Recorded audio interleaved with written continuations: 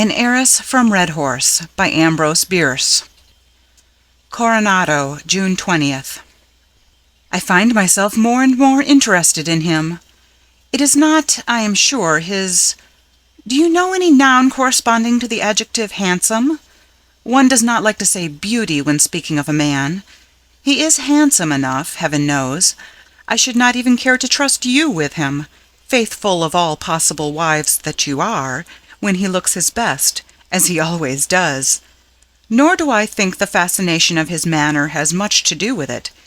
You recollect that the charm of art inheres in that which is undefinable, and to you and me, my dear Irene, I fancy that there is rather less of that in the branch of art under consideration than to girls in their first season. I fancy I know how my fine gentleman produces many of his effects, and could, perhaps, give him a pointer on heightening them. Nevertheless, his manner is something truly delightful. I suppose what interests me chiefly is the man's brains.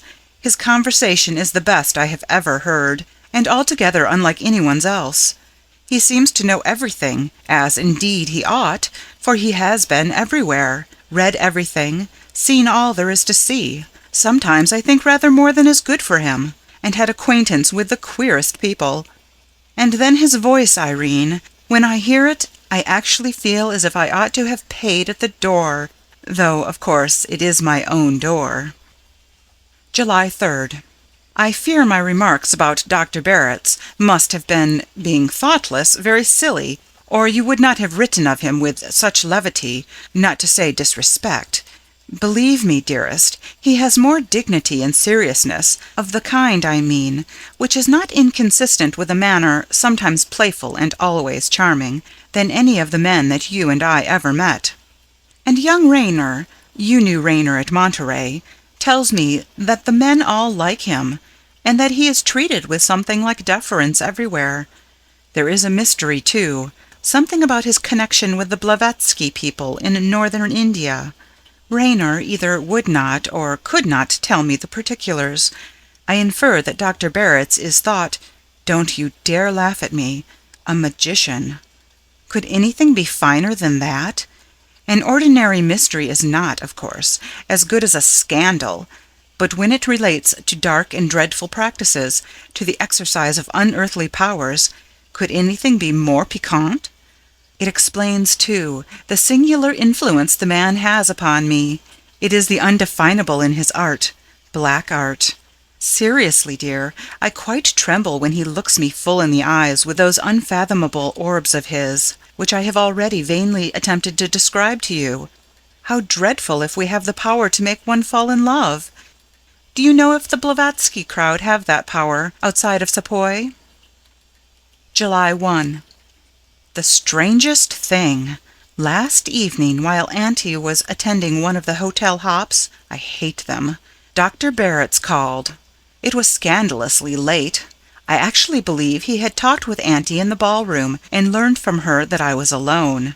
I had been all the evening contriving how to worm out of him the truth about his connection with the thugs in Sepoy, and all of that black business, but the moment he fixed his eyes on me, for I admitted him, I'm ashamed to say, I was helpless.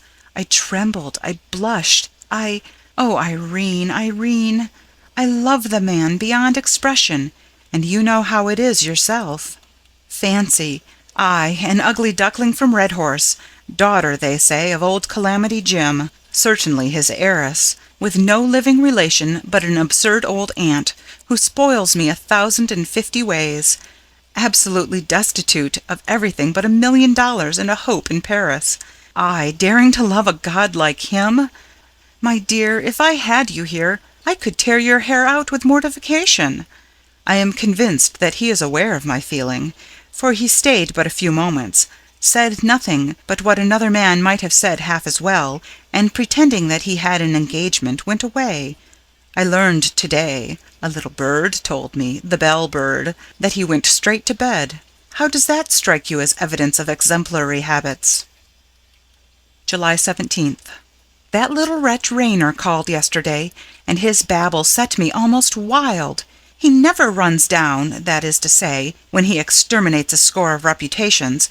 More or less, he does not pause between one reputation and the next.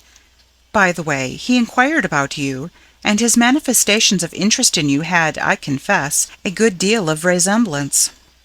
Mr. Raynor observes no game laws. Like death, which he would inflict if slander were fatal, he has all seasons for his own.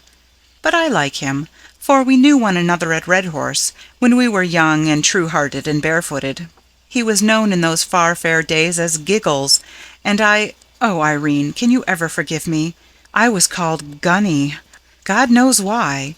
Perhaps in allusion to the material of my pinafores, perhaps because the name is an alliteration with Giggles, for Gig and I were inseparable playmates, and the miners may have thought it a delicate compliment to recognize some kind of relationship between us. Later we took in a third, another of adversity's brood, who, like Garrick between tragedy and comedy, had a chronic inability to adjudicate the rival charms to herself of frost and famine. Between him and the grave there was seldom anything more than a single suspender and the hope of a meal which would at the same time support life and make it insupportable. He literally picked up a precarious living for himself and an aged mother by chloriding the dumps. That is to say, the miners permitted him to search the heaps of waste rock for such pieces of pay ore as had been overlooked, and these he sacked up and sold at the syndicate mill. He became a member of our firm, Gunny, Giggles, and Dumps, thenceforth, through my favour, for I could not then, nor could I now, be indifferent to his courage and prowess in defending against Giggles the immemorial right of his sex to insult a strange and unprotected female, myself. After old Jim struck it in the calamity, and I began to wear shoes and go to school, and in emulation Giggles took to washing his face, and became Jack Raynor, of Wells, Fargo and Company, and old Mrs. Bartz was herself chlorided to her father's, Dumps drifted over to San Juan Smith, and turned stage driver, and was killed by road agents, and so forth. Why do I tell you all this, dear? Because it is heavy on my heart, because I walk the valley of humility, because I am subduing myself to permanent consciousness of my unworthiness to unloose the latchet of Dr. Barrett's shoes. Because, oh dear, there's a cousin of Dumps at this hotel. I haven't spoken to him. I never had any acquaintance with him, but do you suppose he has recognized me? Do, please, give me in your next your candid, sure enough opinion about it, and say you don't think so. Do you think he knows about me already, and that is why he left me last evening, when he saw that I blushed and trembled like a fool under his eyes? You know I can't bribe all the newspapers, and I can't go back on anybody who was good to Gunny at Redhorse, not if I am pitched out of society into the sea. So the skeleton sometimes rattles behind the door. I never cared much before, as you know, but now it is not the same.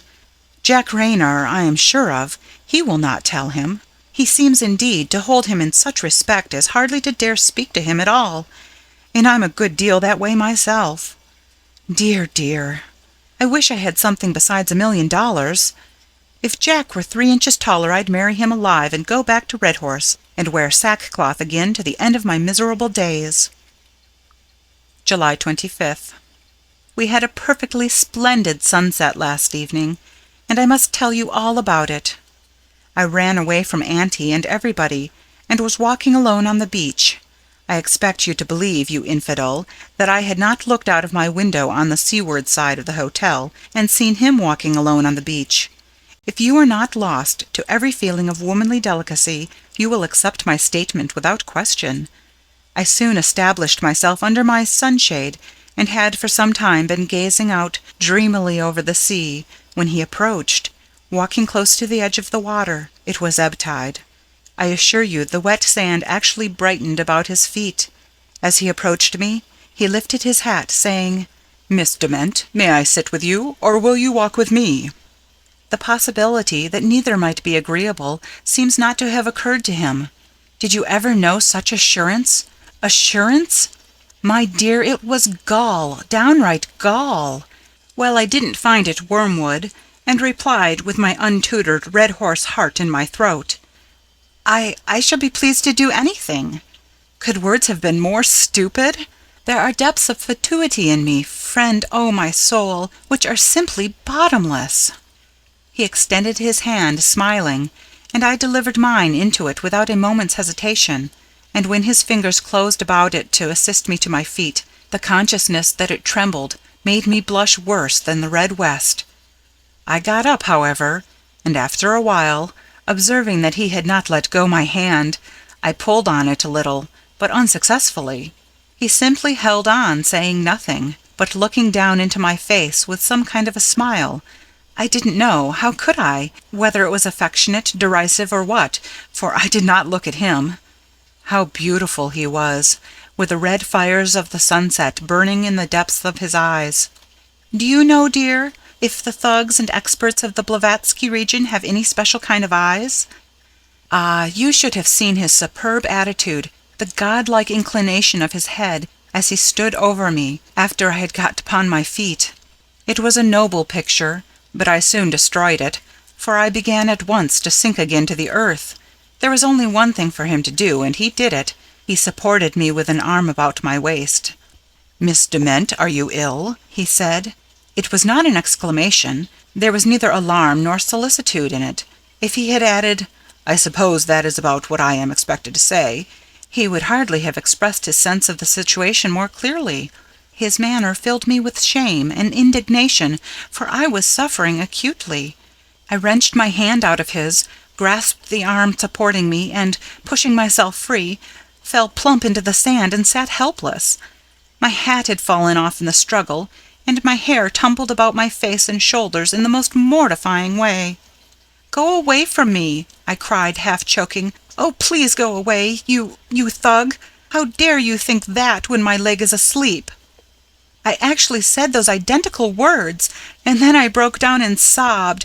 "Irene, I blubbered!" His manner altered in an instant. I could see that much through my fingers and hair. He dropped on one knee beside me, parted the tangle of hair, and said in the tenderest way, "My poor girl, God knows I have not intended to pain you. How should I? I who love you, I who have loved you for years and years." He had pulled my wet hands away from my face, and was covering them with kisses. My cheeks were like two coals. My whole face was flaming, and I think steaming. What could I do? I hid it on his shoulder. There was no other place. And oh, my dear friend, how my leg tingled and thrilled, and how I wanted to kick! We sat so for a long time. He had released one of my hands to pass his arm about me again, and I possessed myself of my handkerchief and was drying my eyes and my nose. I would not look up until that was done. He tried in vain to push me a little away and gaze into my eyes. Presently, when it was all right, and it had grown a bit dark, I lifted my head, looked him straight in the eyes, and smiled my best, my level best, dear. "What do you mean," I said, "by years and years?" "Dearest," he replied, very gravely, very earnestly, "in the absence of the sunken cheeks, the hollow eyes, the lank hair, the slouching gait, the rags, dirt, and youth, will you not understand? Gunny, I'm Dumps." In a moment I was upon my feet, and he upon his. I seized him by the lapels of his coat, and peered into his handsome face in the deepening darkness. I was breathless with excitement. "And you are not dead?" I asked, hardly knowing what I said. "Only dead in love, dear. I recovered from the road agent's bullet, but this, I fear, is fatal." "But about Jack, Mr. Raynor, don't you know—" "I am ashamed to say, darling, that it was through that unworthy person's invitation that I came here from Vienna." "Irene, they have played it upon your affectionate friend, Mary Jane Dement. P.S. The worst of it is that there is no mystery. That was an invention of Jack to arouse my curiosity and interest. James is not a thug. He solemnly assures me that in all his wanderings he has never set foot in Sepoy.